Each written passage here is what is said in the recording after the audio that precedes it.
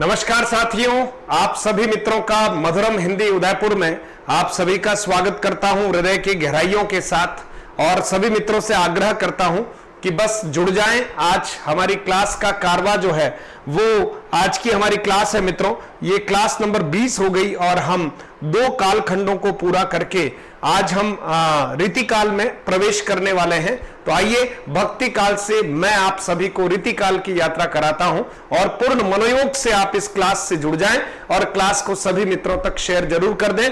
बहुत बहुत धन्यवाद मित्रों। शुरुआत करते हैं सुविचार से। बिना किसी शब्द को गंवाए हुए वक्त से लड़कर जो नसीब बदल दे इंसान वही जो अपनी तकदीर बदल दे।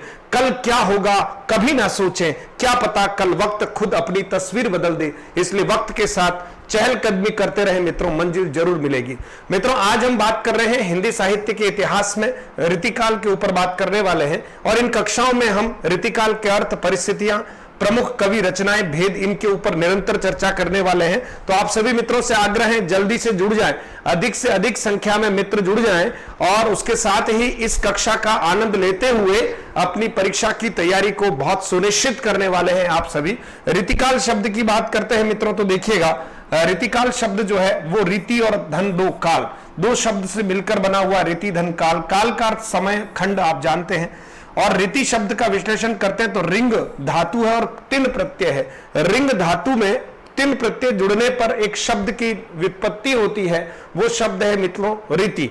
रीति का शाब्दिक अर्थ अगर हम देखें तो पद्धति, परंपरा, शैली, ढंग, किसी कार्य को करने की या किसी काव्य की रचना की जो तरीका है, ढंग है, पद्धति है ना, परिपाटी है, उसको मित्रों हम क्या कह सकते हैं, रीति कह सकते हैं। हिंदी साहित्य के विकास में तृतीय चरण में संस्कृत के लक्षण ग्रंथों के आधार पर जो काव्य रचना हुई उसे रीति काव्य तथा उस कालखंड को रीति काल कहते। ध्यान रखना, हिंदी साहित्य के विकास के तृतीय चरण में संस्कृत के लक्षण ग्रंथों के आधार पर जो काव्य रचना हुई उसे रीति काव्य तथा उस कालखंड को रीति काल कहते। मित्रों काल विभाजन के तहत यह तृतीय चरण हिंदी साहित्य के इतिहास का आचार्य शुक्ल के अनुसार इसका जो समय है विक्रम संवत 1700 से लगाकर 1900 विक्रम संवत तक का समय है और लगभग 200 वर्षों का एक कालखंड है मित्रों, जिसको हम रीति काल के नाम से जानते हैं। 200 वर्षों का एक कालखंड है। तो आइए रीति काल में पहला प्रश्न तो यहीं से हमारा बन जाता है, रीति शब्द की निष्पत्ति व्युत्पत्ति हुई है तो रिंग धन तिन से हुई है, ध्यान रखिएगा। फिर देखिए मित्रों आगे बढ़ते हैं। सामान्यतः संस्कृत के लक्षण ग्रंथों का अनुकरण करके, पहले लक्षण ग्रंथ संस्कृत में लिखे हुए थे तो उन ग्रंथों का अनुकरण करके रस, अलंकार, छंद, गुण, रीति, नायिका भेद आदि का विवेचन करने के लिए जो साहित्य हिंदी में रचा गया उसे रीति काव्य कहा जाता है। तो संस्कृत में जो लक्षण ग्रंथ थे उनका अनुकरण करके हिंदी में भी हमारे कुछ कवियों ने रीति ग्रंथों के निर्माण का कार्य किया मित्रों, उसे ही हम रीति काव्य कहते हैं। डॉक्टर नगेंद्र के अनुसार विशिष्ट रचना पद्धति एवं विशिष्ट रचना पद्धति देखिएगा, विशिष्ट रचना पद्धति एवं विशिष्ट नियमों को दृष्टि में रखकर, है ना, यहां पर यह शब्द रिपीट हो गया है मित्रों, विशिष्ट रचना पद्धति एवं विशिष्ट नियमों को दृष्टि में रखकर जो काव्य हिंदी में रचे गए उन्हें रीति काव्य कहा गया। कुछ नियमों को ध्यान में रखकर जिन काव्यों का सृजन हुआ मित्रों उन काव्यों को रीति काव्य कहा गया। अधिकतर इतिहासकार रीतिकालीन काव्य को आम जनता का काव्य न मानकर दरबारी संस्कृति का क्या मानते हैं मित्रों, दरबारी संस्कृति का काव्य मानते हैं। ठीक है, तो अधिकांश जो इतिहासकार हैं वो रीतिकालीन काव्य को आम जनता का काव्य नहीं मानते हैं, क्योंकि जनता का कोई लेना देना नहीं था इस काव्य से, न जनता के लिए इन काव्यों की कोई विशेष उपादेयता थी। ये काव्य दरबारी संस्कृति के काव्य कहलाते हैं, ऐसा कुछ साहित्यकारों का मानना है। आइए रीतिकाल के समय के बारे में थोड़ा सा हम चर्चा कर लेते हैं। आचार्य रामचंद्र शुक्ल और डॉक्टर रामकुमार वर्मा के अनुसार इसका जो कालखंड है वो विक्रम संवत 1700 से 1900 विक्रम तक है और यह मत जो है वो सर्वमान्य है, ध्यान रखना। और ये समय जो है मित्रों 200 वर्षों तक का जो एक समय है उसको रीतिकाल कहा गया मित्रों। फिर आचार्य विश्वनाथ प्रसाद मिश्र ने विक्रम संवत 1600 से 1900 ईस्वी तक, विक्रम संवत तक यानी विक्रम संवत 1600 से 1900 विक्रम संवत तक का समय जो है वो आचार्य विश्वनाथ प्रसाद मिश्र ने 300 वर्षों का कालखंड माना है। मिश्र बंधु के अनुसार मित्रों 1681 से 1889 ईस्वी तक मिश्र बंधुओं ने रीतिकाल का समय माना है। और डॉक्टर नगेंद्र के अनुसार 1650 से 1850 मित्रों, यानी इन्होंने भी 200 वर्षों का एक कालखंड माना है। तो मोटा मोटी हम ये मानकर चलते हैं कि 200 वर्षों का जो कालखंड है और सर्वमान्य मत है विक्रम संवत 1700, यानी इसमें से जैसे 57 माइनस करेंगे तो 1643 ईस्वी से मित्रों, है ना, 1643 ईस्वी से 1843 ईस्वी के मध्य का जो समय है वो समय मित्रों रीतिकाल कहलाता है। ये समय सीमा को लेकर चर्चा हो गई। ठीक है मित्रों, समय हमारे पास कम है, आप भी तैयारी में लगे हुए हैं, तो मैं चाहता हूं कि बस कम समय में हम अपना काम कर लें। फिर देखिए मित्रों, रीतिकाल के नामकरण के बारे में चर्चा कर लेते हैं। रीतिकाल का नामकरण मित्रों, रीतिकाल के नामकरण पर बात कर लेते हैं। देखिएगा, रीतिकाल के नाम और नामकर्ता विद्वान जो है वो देखते हैं। रीति काव्यकाल किसने कहा? तो रीति काव्यकाल कहने वाले जो व्यक्ति हैं वो है जॉर्ज ग्रियर्सन। ध्यान दीजिएगा, रीति काल को रीति काव्य काल कहने वाले कौन है? George Grierson. द ऑर्स पोइटिका, ये भी द ऑर्स पोइटिका जो कहा है वो भी जॉर्ज ग्रियर्सन ने कहा है। अलंकृत काल किसने कहा है? मिश्र बंधु ने। ध्यान रखना, मिश्र बंधु ने अलंकृत काल का। उत्तर मध्य काल और रीतिकाल नाम किसने दिया है? आचार्य रामचंद्र शुक्ल, ये सर्वमान्य मत है। कला काल किसने कहा है मित्रों? रमाशंकर शुक्ल रसाल और डॉक्टर रामकुमार वर्मा। डॉक्टर रामकुमार वर्मा और रमाशंकर शुक्ल रसाल ने कलाकाल कहा है। श्रृंगार काल वीपी मिश्र ने कहा है, विश्वनाथ प्रसाद मिश्र ने। तो मुख्य रूप से रीति काव्य काल जॉर्ज ग्रियर्सन। ध्यान रखें, अलंकृत काल मिश्र बंधु ने कहा है। उत्तर मध्य काल या रीतिकाल प्रवृत्ति के आधार पर और समय के आधार पर आचार्य रामचंद्र शुक्ल ने कहा है। कलाकाल को रमाशंकर शुक्ल रसाल और डॉक्टर रामकुमार वर्मा ने कहा है। श्रृंगार काल किसने कहा है? विश्वनाथ प्रसाद मिश्र ने कहा है। मित्रों, इन बातों पर ध्यान देते हुए हम आगे की तरफ बढ़ते हैं। देखिएगा, अगला है रीति श्रृंगार काल किसने कहा है? डॉक्टर भगीरथ मिश्र ने रीति काल को रीति श्रृंगार काल कहा है। फिर देखिए साहित्य शास्त्रीय काल डॉक्टर पृथ्वीनाथ कमल कुलश्रेष्ठ ने कहा है। फिर विशुद्ध साहित्य सर्जना का काल विश्वनाथ प्रसाद मिश्र ने ये और कहा है। ध्यान रखना, तो वीपी मिश्र ने 2 नामकरण किए मित्रों। एक है और देखेंगे एलाबोराइज्ड पीरियड जो है, एडविन ग्रीव्स ने इस कालखंड को क्या कहा है? एलाबोराइज्ड जो है वो कालखंड कहा है। तो रीतिकाल के बारे में मित्रों ये कुछ नामकरण है। हालांकि ये नामकरण इतने महत्वपूर्ण नहीं है, ध्यान रखना, है ना, यहां तक जरूर आप थोड़ा सा महत्वपूर्ण मान ले। तो रीतिकाल जो है वो अपने आप में बड़ा यूं कह सकते हैं साहित्यिक दृष्टि से बड़ा समृद्ध काल रहा है। तो रीतिकाल के बारे में हम विविध प्रकार के नामों के बारे में उल्लेख कर चुके हैं। एक बार फिर से आप देखिएगा, नामकरण की अगर हम बात करते हैं तो आप देखेंगे रीति काव्य काल जॉर्ज ग्रियर्सन महत्वपूर्ण नाम है। अलंकृत काल मिश्र बंधु, परीक्षा में यही आएंगे। उत्तर मध्य काल रीतिकाल रामचंद्र शुक्ल।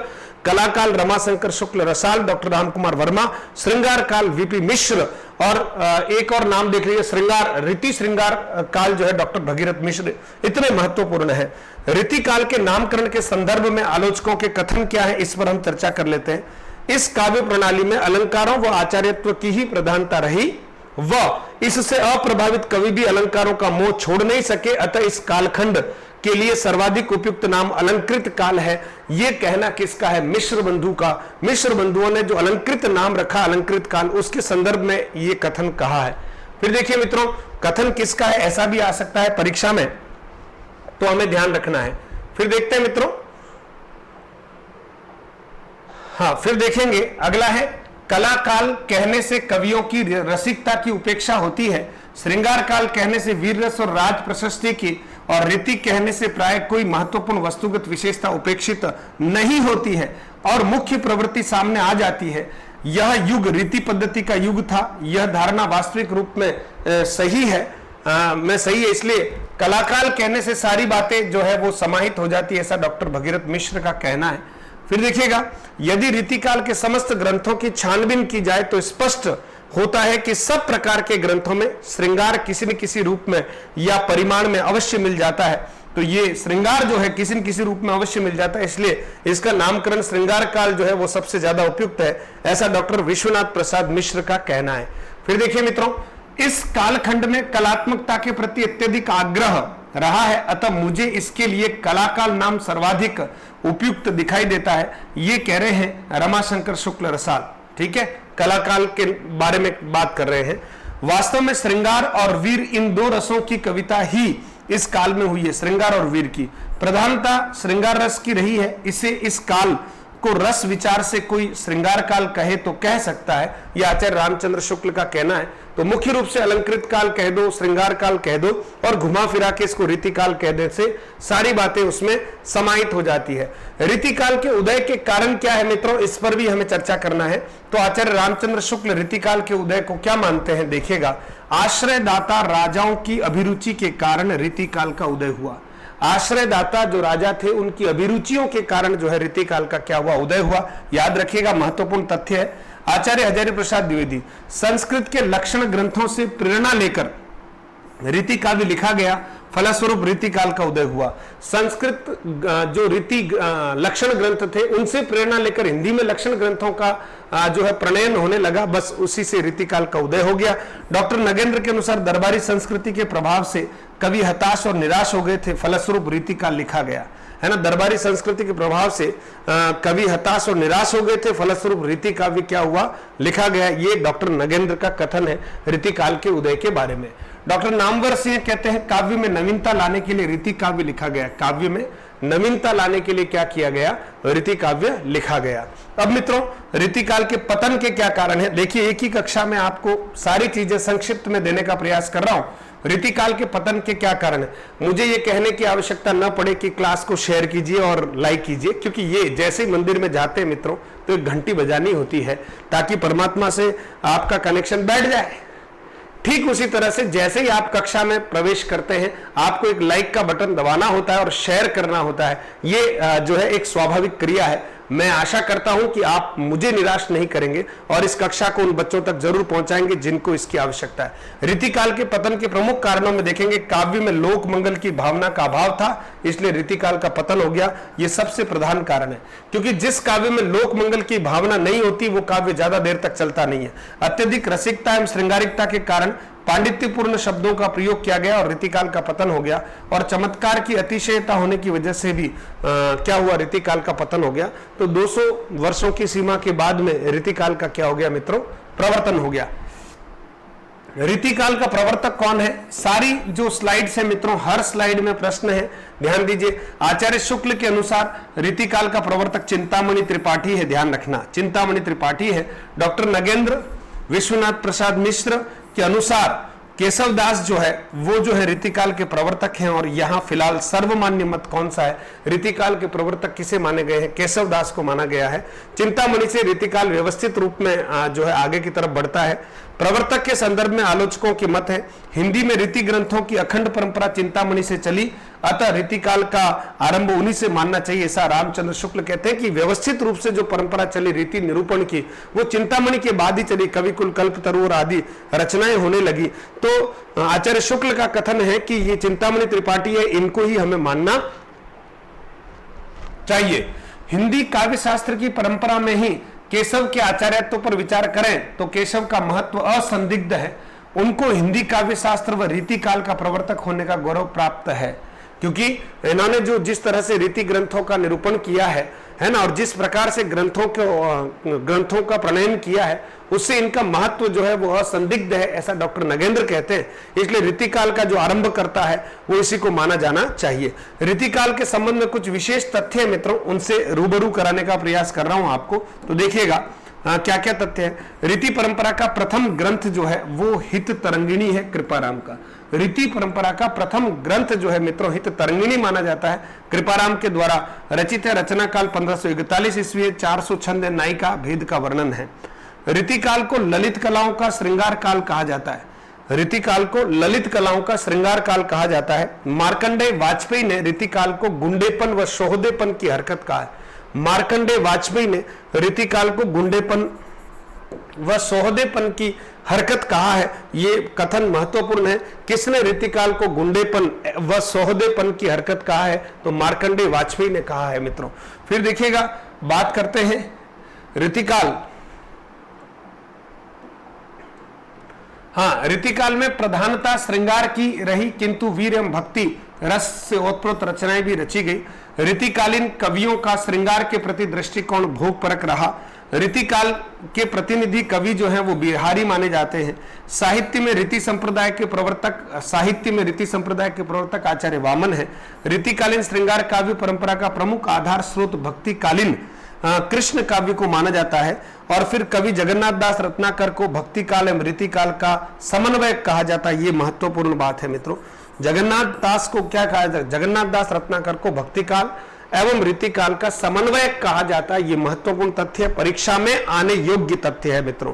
तो बस तथ्यों पर तथ्य आपके सामने रखना चाहता हूं, और मैं चाहता हूं कि कम समय में आपको अधिक से अधिक मैटर प्रोवाइड करा दूं, है ना। इसलिए आप कक्षा को लंबी करने की अपेक्षा मैं कक्षा को छोटी करूं, लेकिन उसमें मैटर ज्यादा दे दूं, ये मेरी इच्छा है, क्योंकि आपके पास समय कम है।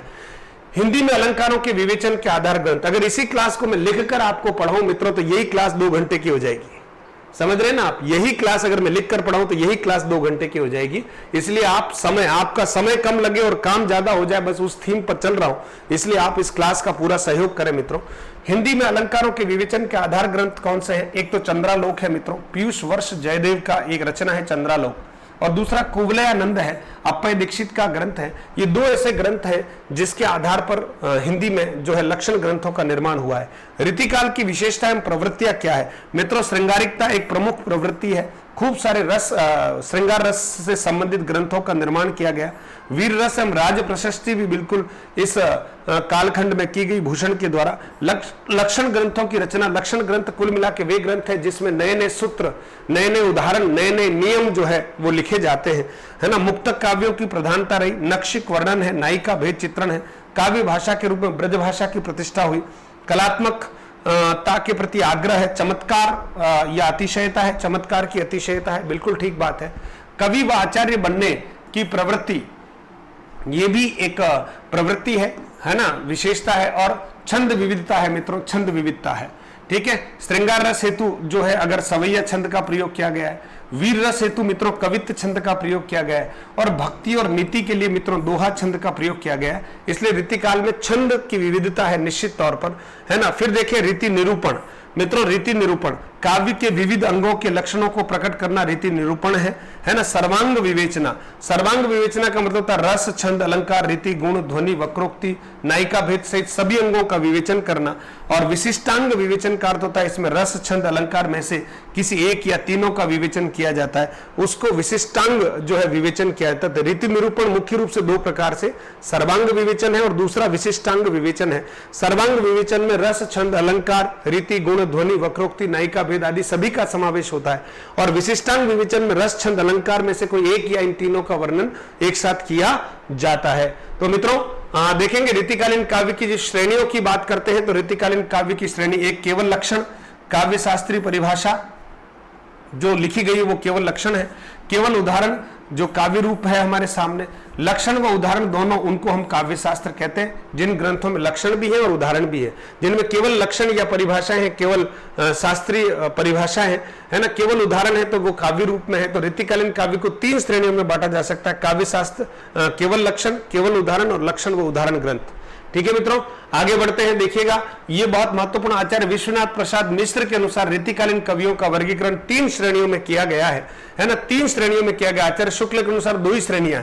तो आचार्य विश्वनाथ प्रसाद मिश्र के द्वारा रीतिबद्ध कवि है, रीति सिद्ध कवि है और रीति मुक्त कवि है। तो आइए मित्रों एक बार इस नामकरण को हम यहाँ पर अच्छे से देख लेते हैं। रीतिबद्ध कौन कौन से हैं मित्रों? केशवदास रीतिबद्ध है, चिंतामणि है, भूषण है, मतिराम है, देव है, सोमनाथ है, ग्वाल कवि है, रसलीन है, सैयद गुलाम नबी है ना, जिनका पूरा नाम है, सुरति मिश्र है, रसिक गोविंद है, तोष है, मंडन मिश्र है, कुलपति मिश्र है, कुमार मणि है, पद्माकर है, जसवंत सिंह है, भिखारी दास है मित्रों, है ना। ये कुछ हमारे रीतिबद्ध कवि है। रीति सिद्ध में प्रमुख कवि बिहारी है, उसके बाद रस निधि है, सेनापति है, हटीजी है, पजनेस है, नेवाज है, कृष्ण कवि है, बैनी है, नृप शंभु है, वृंद है, विक्रमादित्य और राम सहाय दास है, ये प्रमुख रीति सिद्ध कवि है। रीति मुक्त में मित्रों आप देखिएगा घनानंद है, बोधा है, आलम है, ठाकुर है और द्विजदेव है। ये 5 जो है हमारे रीति मुक्त कवि है। इसमें से प्रश्न 100% आपके सामने आने वाला है, इसलिए स्लाइड को अच्छे से समझ जाइएगा, है ना। आपको रीति मुक्त याद करना और रीति सिद्ध याद करना, बचे हुए सारे के सारे कवि रीतिबद्ध है। रीतिबद्ध की संख्या ज्यादा है, ठीक है मित्रों। अब रीतिबद्ध किसे कहते हैं ये भी देख लेते हैं। रीति काल के जिन कवियों द्वारा संस्कृत के लक्षण ग्रंथों के आधार पर रीति के बंधन में बंधकर लक्षण ग्रंथों की रचना की गई उन्हें रीतिबद्ध कवि कहा जाता है। यानी जो लक्षण ग्रंथों के आधार पर उन नियमों में बंधकर जिन्होंने काव्य की रचना की मित्रों वो रीतिबद्ध है। बद्ध का मतलब बंधन सहित है। रीति सिद्ध, रीति काल के वे कवि जिनके द्वारा लक्षण ग्रंथ तो नहीं लिखे गए हैं परंतु उनमें उल्लिखित नियमों का पालन करते हुए काव्यों की रचना की गई है, उन्हें रीति सिद्ध कहा गया है मित्रों। रीति सिद्ध, ठीक है। आरसी शुक्ल ने इन्हें स्वच्छंदतावाद का पूर्वाभास कहा है। रीति सिद्ध को क्या कहा है? इन्हें स्वच्छंदतावाद का पूर्वाभास कहा है। महत्वपूर्ण बात है ये भी, ठीक है। उन्होंने दो ही रीतिबद्ध और रीतिमुक्त दो ही जो है वर्गीकरण किया है ना। हाँ, और रीतिमुक्त कवि इनको स्वच्छंद कवि कहा है, ठीक है। रीतिमुक्त कवि कौन से? रीतिकाल के वे कवि जिन्होंने न तो लक्षण ग्रंथ लिखे हैं और न ही रीति का पालन किया है, अपनी स्वतंत्र मनोवृत्ति के आधार पर इन्होंने काव्य की रचना की है, उन्हें हम क्या कहते हैं मित्रों?